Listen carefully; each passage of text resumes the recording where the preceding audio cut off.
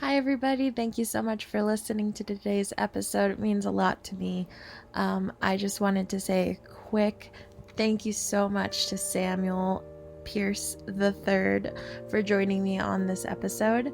And also, happy birthday, Sam. I hope it's a good one.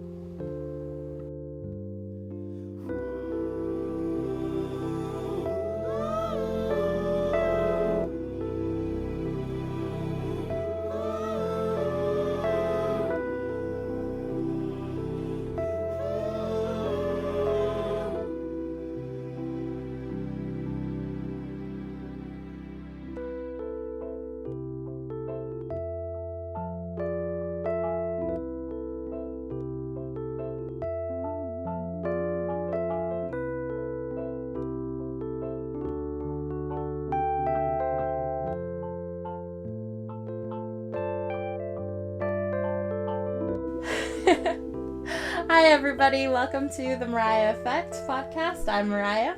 I'm Jason. And I'm Sam. This week is so great because we have a wonderful guest, my best friend of 13 years, which is insane to say out loud when I'm only 26 years old. But Lucky 13, baby. Me and Sam have been friends for a very long time. We met in middle school, 8th grade. Yeah. And it has been one of my favorite people in the entire world is being around Sam, just getting to connect with him on another level that I don't really have with anybody else in my life, and I'm so excited for him to be on the show this week. And I'm excited to be here. We're connected. We're on a different level than all these other people. They need to keep up. Honestly. Sam, why don't you introduce yourself? Tell us a little bit about you.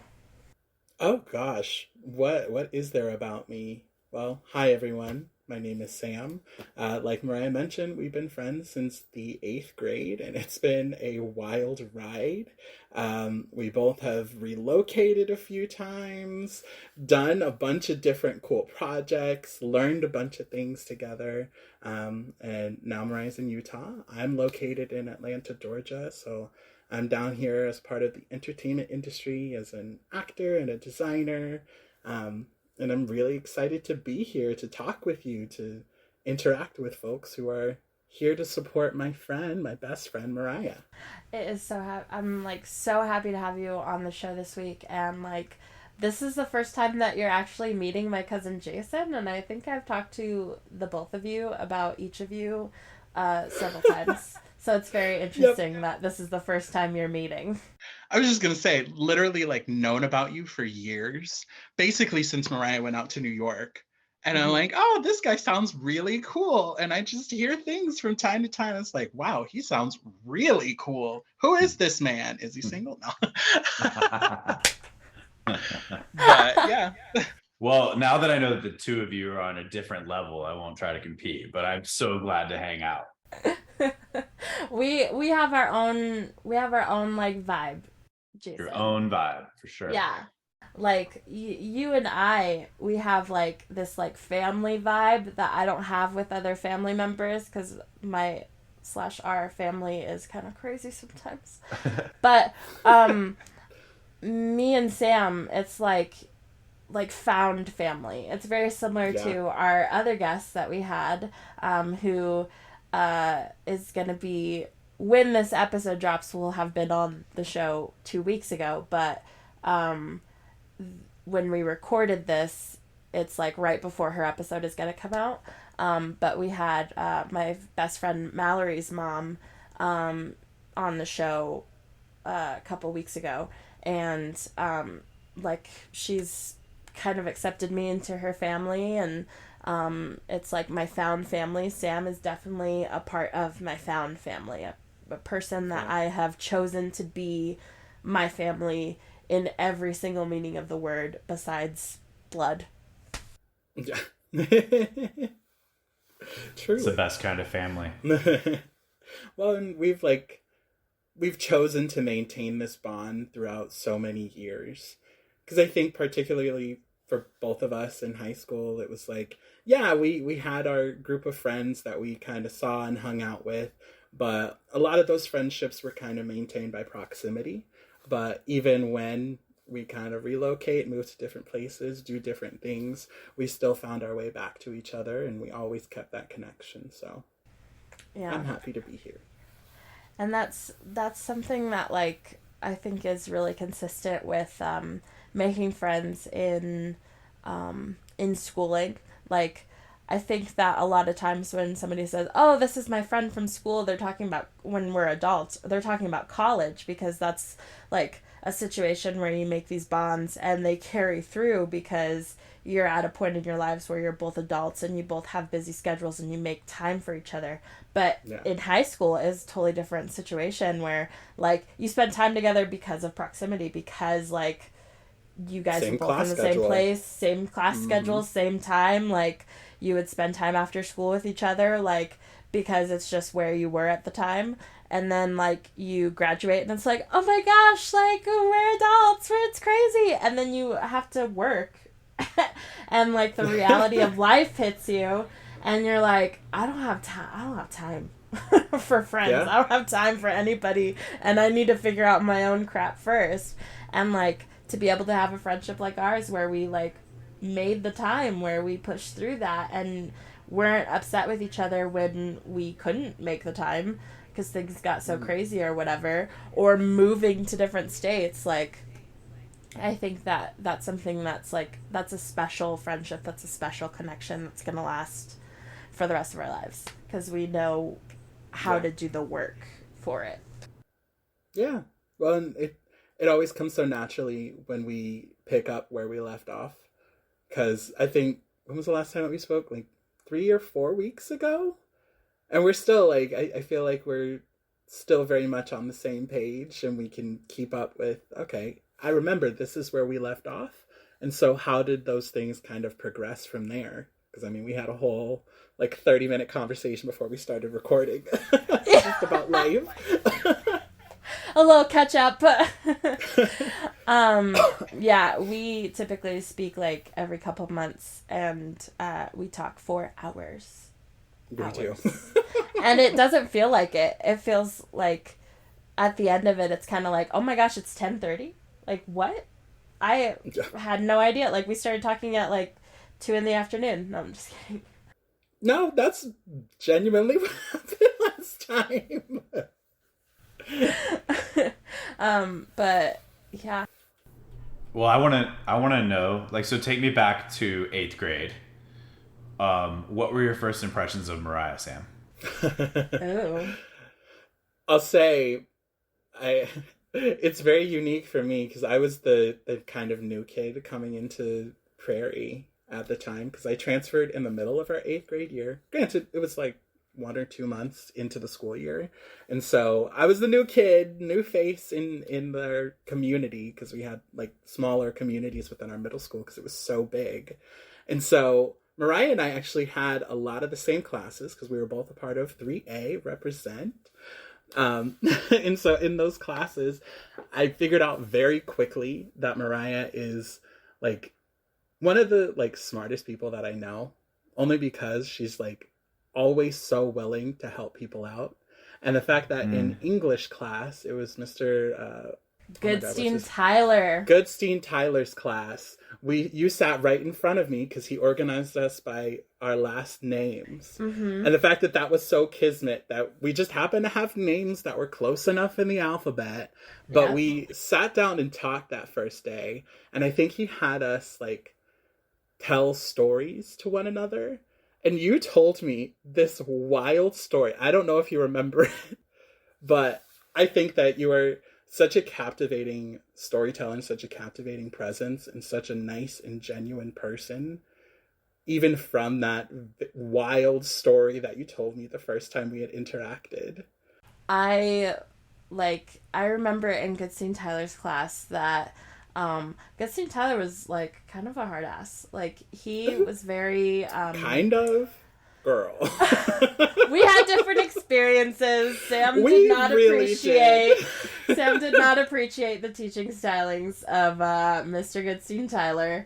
I could see the merit of the things that he taught and the way that he taught, mostly because I was just so desperate for the knowledge that he had to give. And, like, it's really, it's difficult being the type of kid that is so, because English was one of my favorite classes. I'm very into storytelling. I love reading. I love writing. I've always been that way. And so when I was put into this advanced English class, I already had such high expectations because everybody would talk about this teacher.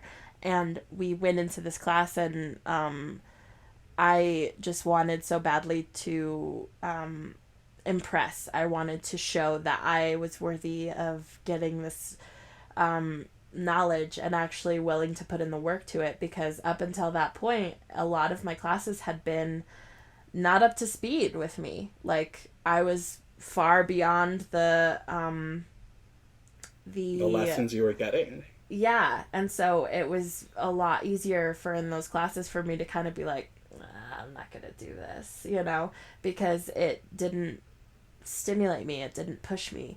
But I was so ready in this class to be pushed. I was so ready to learn. I was so ready to actually be around, people that were going to care about what was happening.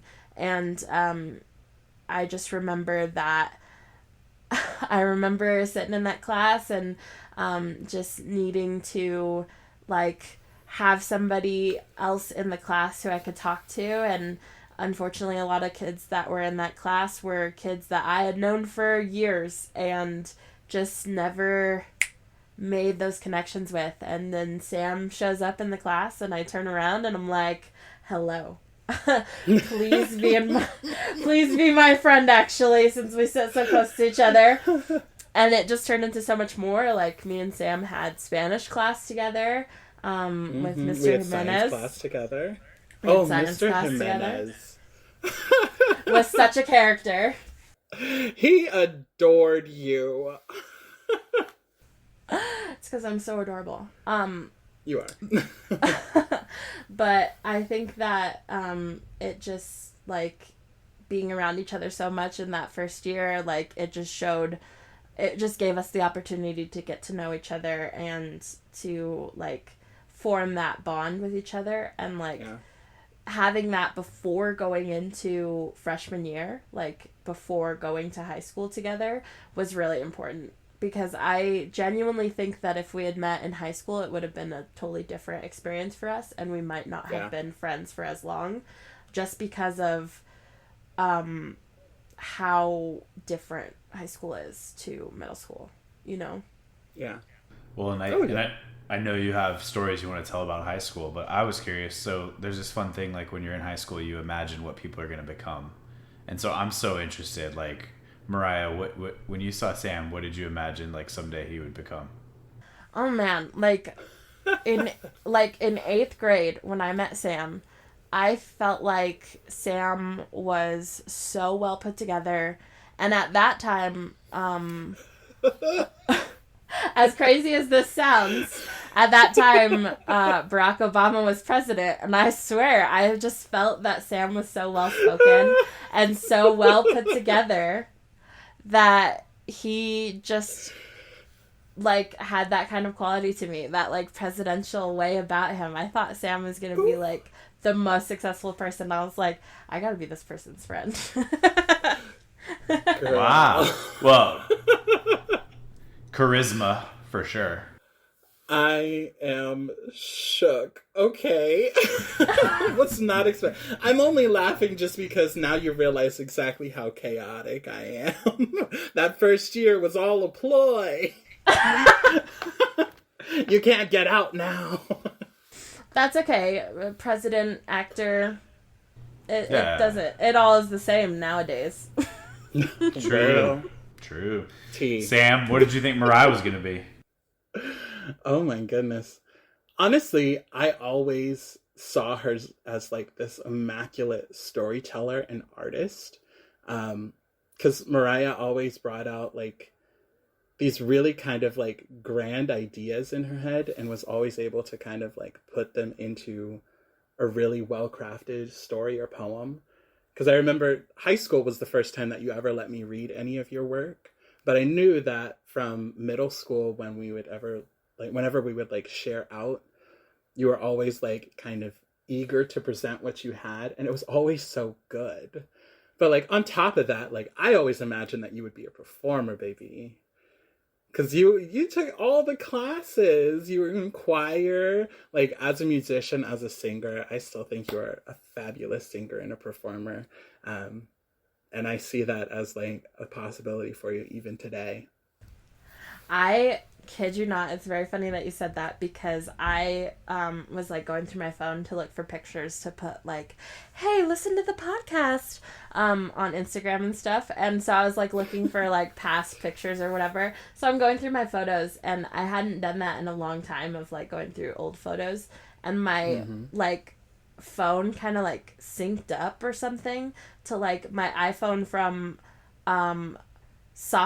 from senior year, when I first got an iPhone. And so all these like videos are on there, and I was like, what is this? And there was like black screen on a bunch of them, and I was like, oh, these are just like, you know, pocket photos on accident or something. And then I realized that they were videos, and I was like, what is this?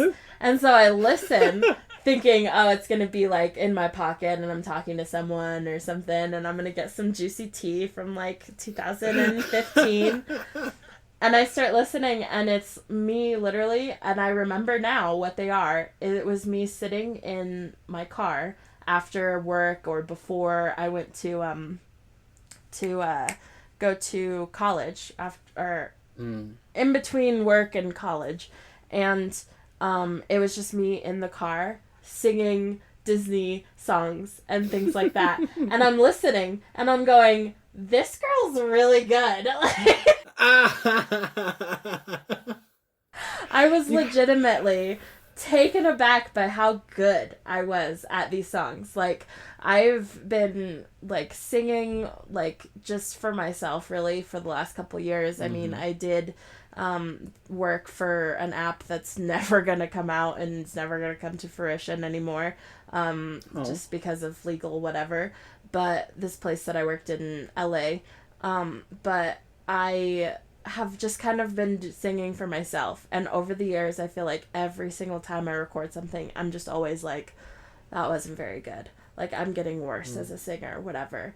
And only lately, with therapy and everything that's been going on for me personally and health-wise, I have been trying to learn how to be more compassionate with myself and care about myself and love myself a little bit more. And so I was listening to these, and I was like, oh my gosh, like, I'm incredible. What am I talking about? Like, I cannot believe that I genuinely think that I'm not a good singer. Like, this is awesome. And they're like 15-second videos of me just singing random Disney songs, like from Hercules and stuff like that. And I'm just like, I am so good. Like, who is she? Yes. Why are we not putting these out on the internet? These 15-second Disney songs? Because of copyright. Oh, nonsense. You can do it. You can cover songs. I don't know all those rules. I could look into it and put them out, but What's like? Disney's gonna like cancel you? Like, no way. Not cancel, but they will cease and desist. But yeah, if, they'll like, just take the videos down. Which that'd be is such like, a great article. Like, Disney says I can't sing, and like, you know, come on, people, you could write a great art. Yeah. Anyway, hey, one problem with your story that's not true. You weren't thinking juicy tea, because that was not a phrase until like 2 years ago. Yeah, but I was saying, like, I thought, because I was listening to them like recently, I was like, ooh, this is probably going to be some juicy tea. Oh, that was recently. I missed that. I thought that was back in the day. I missed that story. So the song, like, the recordings are from Welcome to the podcast, Jason. The song, like, the recording of me singing is from like 2015 or 16 or something, but I was listening to them I understand. a few days ago, and I was like, oh my gosh, who is she? Okay, and these songs are coming out, everybody. These songs will be on the internet within the next week. I don't know that that's true. Oh, absolutely. So, Mariah, talk about high school with Sam. High school with Sam. So we became really close in 8th grade, and then we went to high school, and high school is totally different. I mean, the middle school that we went to, Sam mentioned before that there were so many students, and that's so true. It was just like our middle school, I don't know, had something like 600 students or something like that. And at least, well, no, it had to be more than that. I think there was at least 400 or so that were just in our grade alone. And so there's just so many kids. And then we went to Overland High School, which I don't even remember the numbers. I knew at the time, but I don't anymore. But it was something like 2,000 like students. 2,000? Yeah, it's like 2,300 or something like that. Which is crazy. There were just so many kids. And so, like, when we went to high school, there were classes that we, of course, had to take that were, every freshman takes or whatever. But me and Sam both were also kind of ahead of schedule for a lot of things. Like, I don't remember, were you taking Algebra 2 when you were a freshman, or do you remember? God, let me remember. Yeah, you were 1 year ahead of me in math. Wow. Smart. Okay, yeah. And So then I was we were in Algebra 2 the same- and you were Geometry. Yeah. Yeah. Which was ahead. So, like, in freshman year, most freshmen were taking Algebra 1. And then sophomores, Geometry, juniors, Algebra 2, and then, when you're a senior.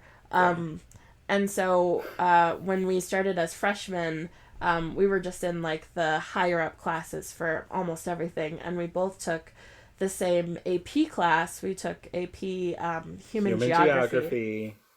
Shout out Mr. Benish. Ooh! Anyway. We had, like, maybe 1 or 2 classes that were together. Sam went the theater route, and on your suggestion, by the way, might I add. She and was now like, you're doing it one. full time. Take theater 1 with me, Excuse Sam. She wasn't even in the class. And now what are you doing as your profession? And now have a degree in theater, so here we are. And that's because of me. Thank you very much. Started your life anyway.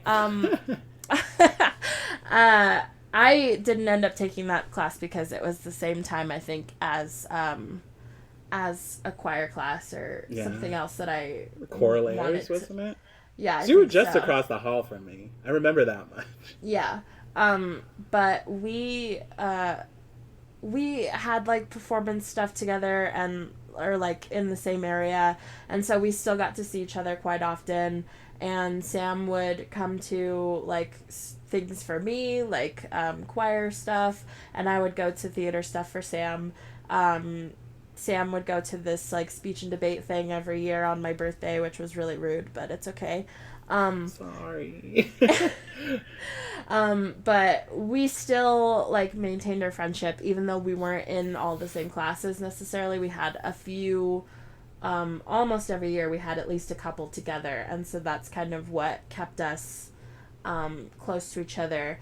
And I think that the funniest part of being in high school together had to be the fact that people would not leave us alone about either being in a relationship with each other, a couple, and then if we said no, the follow-up question was, "Oh, are you siblings?"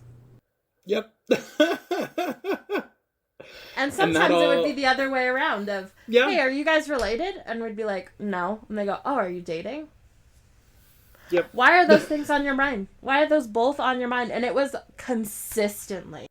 No, it happened so much that we were asked, were you a couple? Are you guys siblings? Are you cousins? Are you related in some way, shape, or form? Mm-hmm. And my favorite time was I don't remember what the event was that we were there after school, but the two of us had somebody ask both of those questions at the same time. Are you guys dating? Are you guys like siblings? We said both. And the look on this person's face, I'll never forget. Priceless. Because we were like, both yes. done. But it was just this constant question, and like, I remember freshman year, I think, somebody had asked me about Sam. I don't really remember the conversation exactly, but somebody had asked me about Sam, and like, oh, like, are you guys dating? And I was like, no, because it had never crossed my mind. And after that, I was like, why would people assume that we're dating? Like, why can't we just be friends? And then I remember thinking about it, and like, I think I asked my mom or something. I was like, have you ever thought like that Sam would be like dating me or something? And she was like, no, but like, I mean, it wouldn't surprise me if you guys did. And I was like, should we be dating? Like, is that why we have such great chemistry with each other? Like, is Sam supposed to be my husband at some point? Like, and started panicking about it for some reason. And I was like, what is like, why do people keep asking it? And it would just like get worse and worse every time somebody would ask. I'd be like, what the heck? Like, is there something that we're not seeing about each other? And we were it never... Kim Possible and Ron Stoppable tease, you know? Yeah, like, I don't know. And it was just like this constant nagging feeling that I had of like, I am not interested in getting in a relationship with Sam, but not because of anything other than I just love having him as my friend. And so it just kept like bugging me. And it just got to a point where I couldn't like take it, and like anytime somebody would ask, I'd be like, no. And I started being mean to people about it because like I just like was getting so frustrated, and it like kind of all came to a head senior year. At the beginning of the year, I don't remember, I think we were in a play together, me and Sam. We were doing Flowers for Algernon. And the only reason I got this part at all is because me and Sam look a lot alike. And so I played Sam's sister, and Sam was the star of the show. She has talent. Don't let her besmirch herself. And like some people in the theater department like cornered me. Like it felt like an assault. I'm not joking.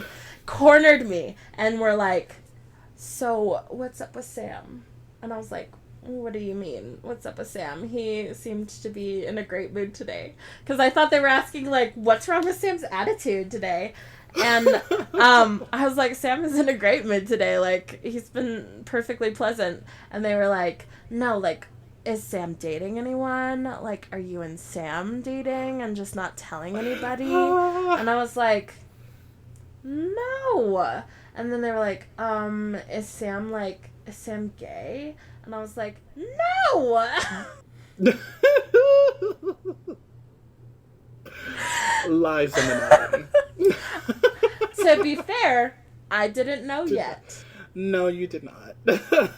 And so I was like, no! If he was, I would know. Lo and behold, less than a week later, a week after that, we had a whole conversation about it. You're the first person that I came out to. And that was that, honey. No, but that was an interesting period because I think a lot of people started to see our interactions on a more consistent basis because we were in rehearsals all the time. And so that's why the questions started coming up. But I think it's sexism why they only asked you and not me. Absolutely. Assuming that the girl is the one that would define the relationship. First of all, I love that you said lo and behold, just, out of nowhere. Sam, tell us about this conversation with Mariah. Like, that's a big deal. The first person that you told. Yeah. Like, what did it feel like coming into that conversation? Like, what was happening for you in your life at that time? Yeah. So I'll never forget the day because I took a picture on that same day, and it's time stamped. But it was October 13th, 2014. And what kind of brought it up was because people were talking about this cast party for Flowers for Algernon. Or no, it was for the other show that we were running at the same time, Illusions of Grandeur.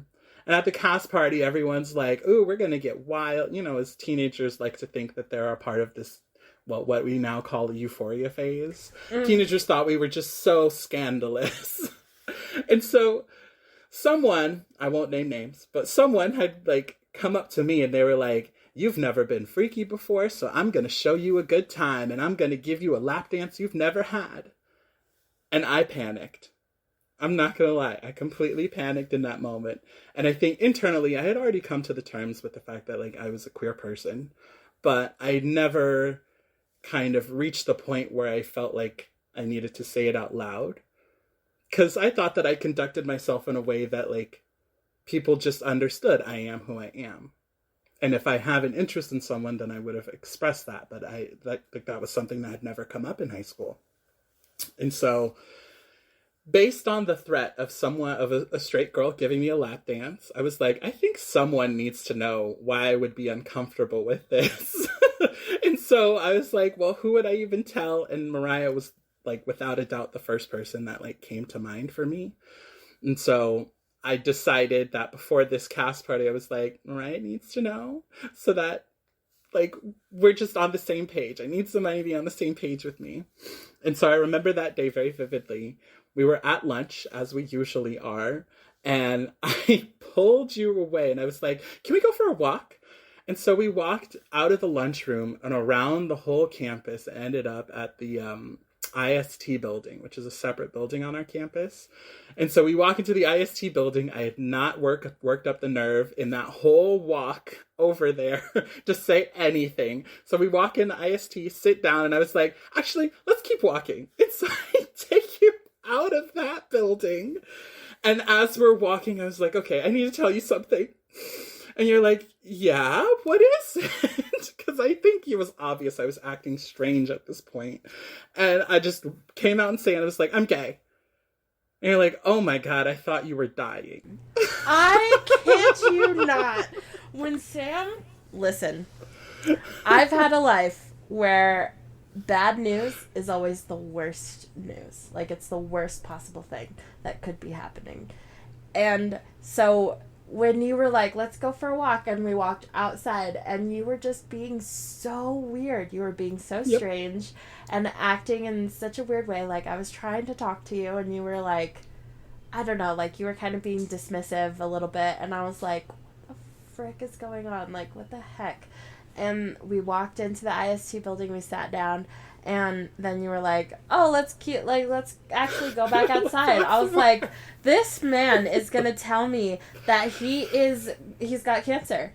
He's dying. He's planning to kill himself. Like, I don't know. I was just so stressed out, and I just I couldn't breathe. I was so worried. And then you just were like, I'm gay. And I went, oh, thank God. What a pleasant reaction from the first person to tell, honestly. It's like, oh, what a relief. Which, to be fair, like, if you hadn't been acting so weird and I hadn't assumed that you were dying, I wouldn't have reacted with, oh, thank God, but I would have still reacted in a way that was like, I'm really proud of you for telling me, like, and supportive. But it was just one of those moments where I was kind of like, that is so crazy. And like the very, like, after being like, oh, like, oh my God, the next reaction was like, oh my God, I just told somebody like 2 weeks ago that you're not gay. You're like, now I'm a liar, Sam. Which, you know, I was willing to do whatever. Like, I care and cared so much for you that, like, it didn't matter to me, you know, whether you wanted to tell every single person in high school, if you didn't want to tell a single other soul, if you like, however you wanted to do it, I was down to be that person with you. Like, I was willing to fight.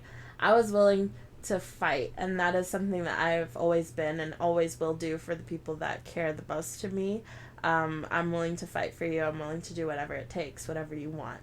And I just remember thinking, like, this is important. Like, Sam entrusted me with this and told me this and confided in me, and this is a moment that I will remember forever, and this is a moment that has defined our relationship to the next level. Because at this point, we were really close friends. We cared a lot about each other, but I think after this is when I was like, we are going to be friends forever. This is forever. And it meant so much to me. And then it was, like, so crazy, you know, when you told our other friend at the time, Destiny. It was just so wild to me.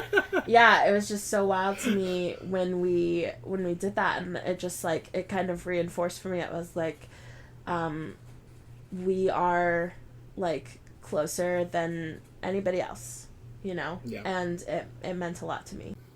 I'm glad, because I think, like, looking back on it, like, there's nothing that I would have changed about that experience, because I think it set me up for, especially, like, going into college the next year, to feel like I was okay to kind of let go of my preconceived notion of what, like, coming out had to be.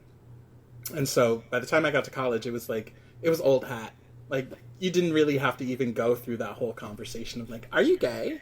Mm-hmm. Nobody cared.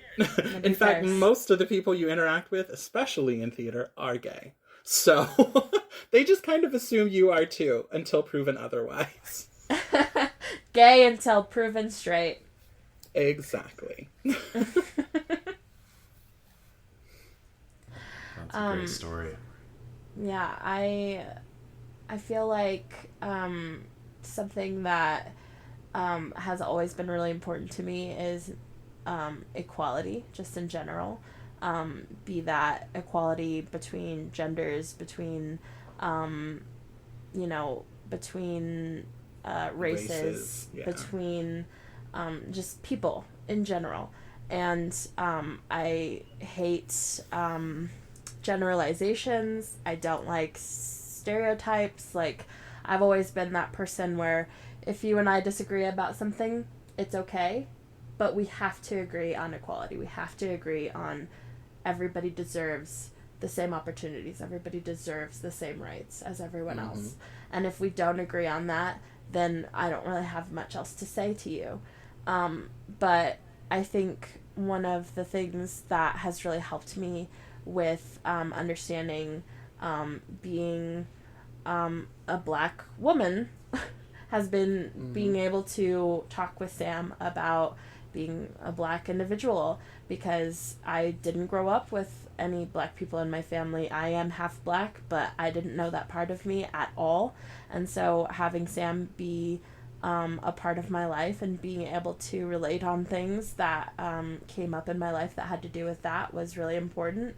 And we'll talk more about that on other episodes. But another thing was being able to talk to Sam and learning about, things about LGBTQ plus, and being able to talk with Sam about it, because I know that Sam isn't judgmental, and I can ask things that would be scary to ask other people who might, jump down my throat, because we have a culture today that is very quick to judge and quick to make assumptions about people because of how they phrase something or how they say something, this cancel culture.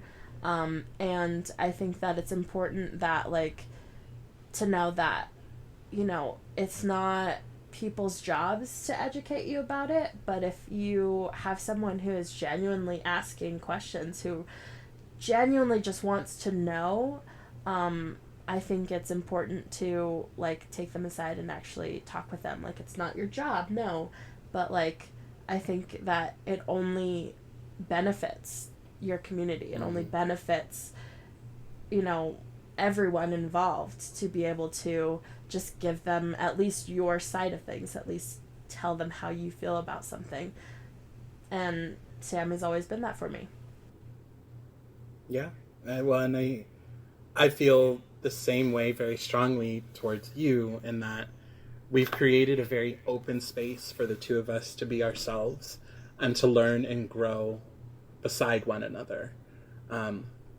Because I think, like, we both kind of saw very different, like, paths for ourselves as we were growing up, but, like, despite all of that, I still knew that you were a part of my home.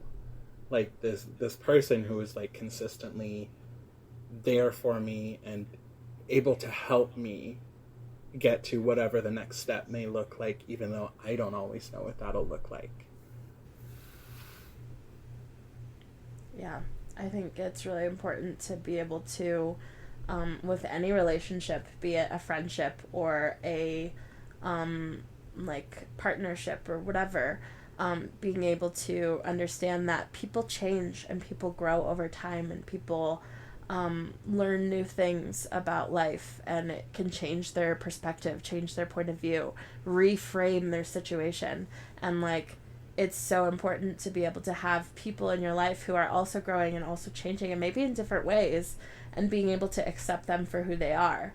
Like, it would be really, really sad for me, but if for some reason me and Sam, like, grew in different directions and, like, couldn't see, you know, each other's point of view anymore, like, I would be very sad, but I would understand if we needed to not be in each other's lives anymore for whatever reason, because I always want to be a person that allows other people to grow. And I think that that's something that's really important with, like, a lot of relationships that I've been in, like, romantic relationships that I've been in, where it's, like, difficult to let go, it's difficult to move on, but it's important to understand that, like, you can't force something that isn't there. You can't force things to work out. And so I think that's, you know, you said it perfectly, like, that's a good thing about our friendship,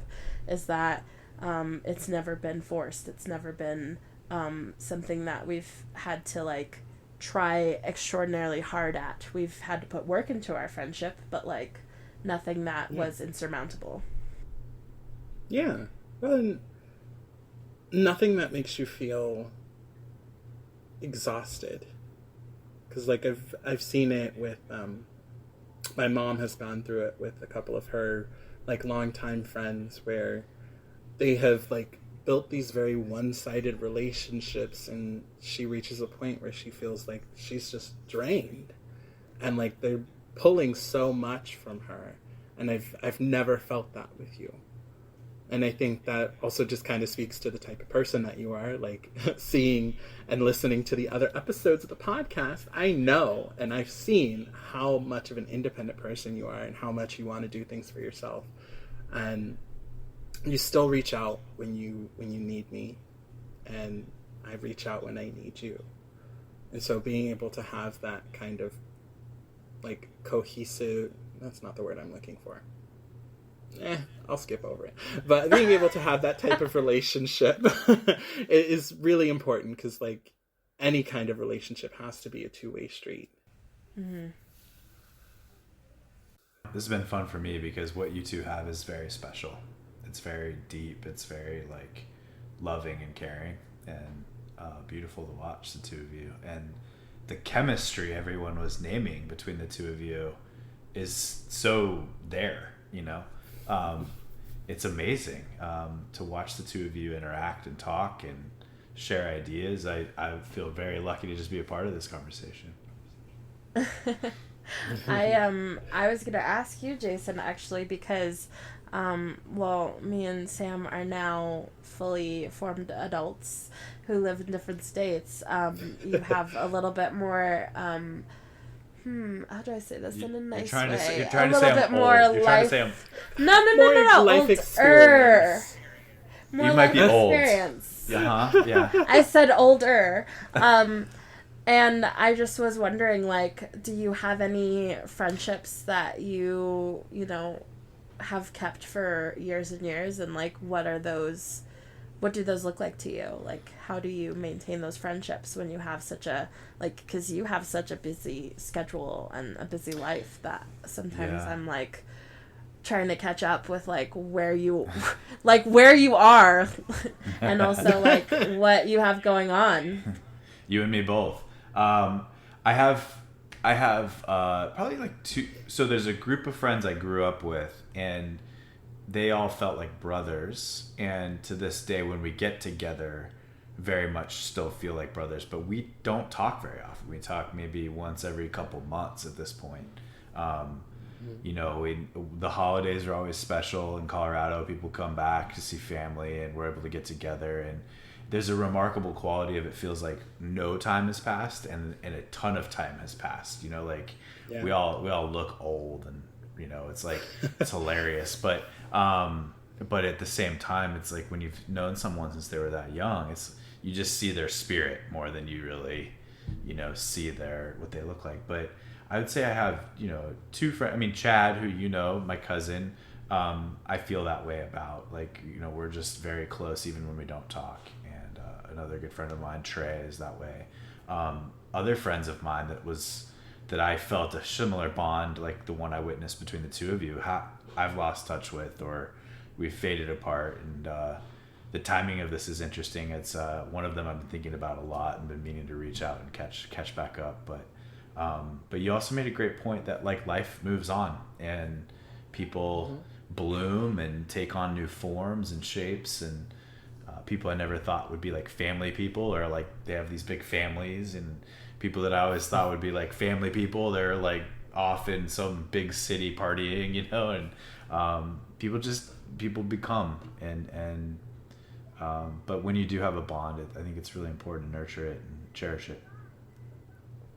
Yeah. I hope that you reach out to that friend that we reminded you of. But I think that it's, you know, life is so chaotic. Life is so ever-changing and transforming you and surprising you. You know, did I ever think that I would live in Utah? No. Absolutely not. And, you know, before I met Mallory, I never thought that I would know what, you know, that kind of a family dynamic is like, you know, until I met her, and then I met her family, and the way that they accepted me and pulled me in and have been here for me throughout all of what I've been going through is a miracle. And I never thought, you know, 10, 11 years ago, before I met Mallory, I never thought that would ever happen. I never saw that as something for me. I thought that when I graduated high school that I would start my own family, and that would be my family. I would get married, I'd have kids. That would be my family, and that would be all I needed. I have the good quality friendships that I needed to have to support me in my life right now. The friendship that I made with Mallory enabled me to have a family that is here to support me. My friendship with Sam means that I have somebody who I know that is always going to be here for me and be able to talk with me. There's been a couple of times in my life where I've been really, really down, and I didn't know what to do, and I had no one around me physically that I could talk to. And I remember one time when I was having a very, very hard time and was, for all intents and purposes, suicidal, and was sitting in the bathtub and just decided to text Sam, decided to to tell Sam that I was feeling down, that I was not in a good place. And he completely helped me get out of that space, get out of that headspace, and reminded me of what was important in life at that time, and what was important to my life, and that I was important to his life.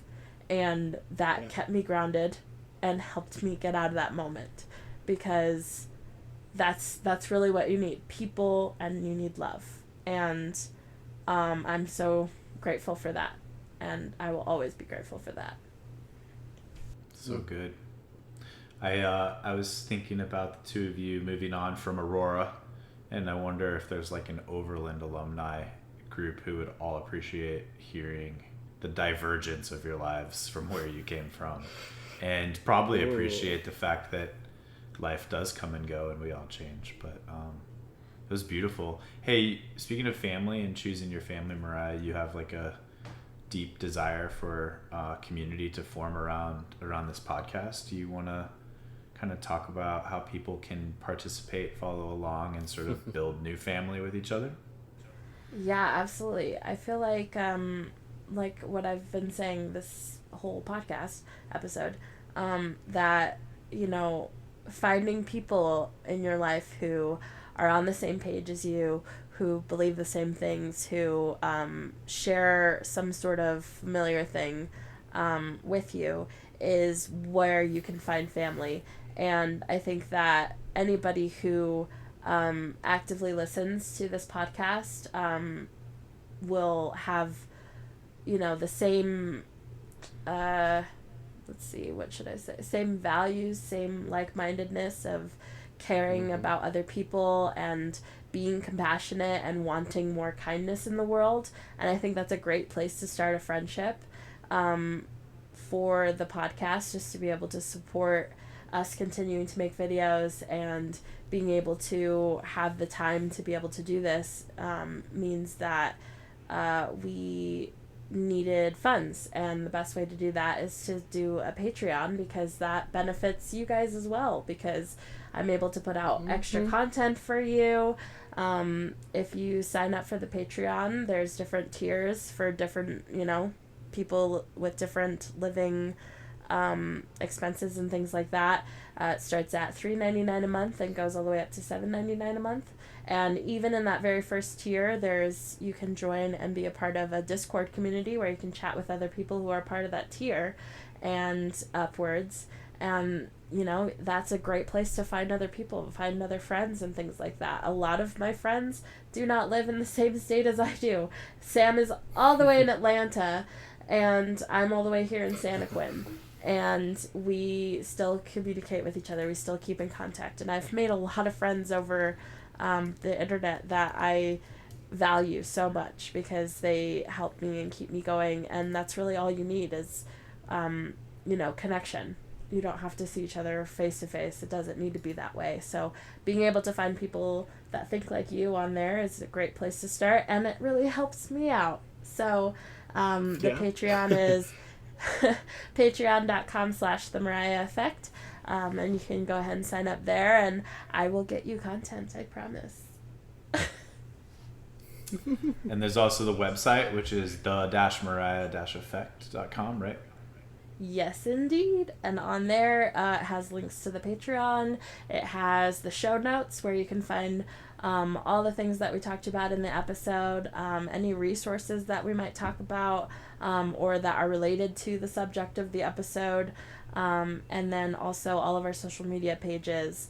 There's also a page on there for the, like, I guess you could call it like my blog or newsletter of sorts, where I post just kind of like my thoughts on a Saturday, and maybe what's going on with my chemotherapy and my lupus and my health stuff and all that, but also just the things that I'm thinking about at the time, which are really important to me. And if they're important to you, you can read it there. Yep. And I don't have a voice here. You're the boss, Mariah, but I think this is show one of many that Sam will be on. What do you think? Oh, yeah. We have lots to talk about. Yeah. Yep. Is he a recurring character? Oh my goodness. Oh my gosh. Goodness. Going to be edging right up towards co-star. Hey, Mariah, do you wanna wrap us up for this episode? Yeah, absolutely. I just wanted to add in that I'm going to be adding a bunch of resources for at least for the state of Utah, for LGBTQ plus youth. You know, when I was going to college this last fall before I got cancer, there was a conference called Why It Matters Conference, which was talking about all the things that they had hoped to achieve by a certain time. And it was just all sorts of world problems, included like poverty, things like that, sustainability choices, and inequality issues. And when I was going to college, I went to the conference and I actually got to hear people talking. And one of the people that was talking,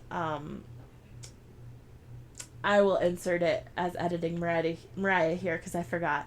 Reverend Marion Edmonds Allen.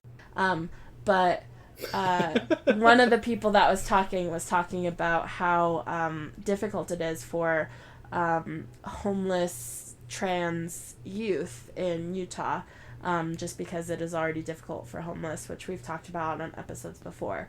But in that, I found a lot of resources for LGBTQ plus youth, which is difficult in general, but I think it's really, really difficult in a conservative state like Utah, that is very faith oriented. And so I will have a bunch of resources on there for you to check out on the website under the show notes. And if you have any questions or whatever, you can type up on the website and ask me, and I would be happy to reach out and help you figure out what you need. But all that said, I am really happy to have Sam here on this episode, and we will see you next week.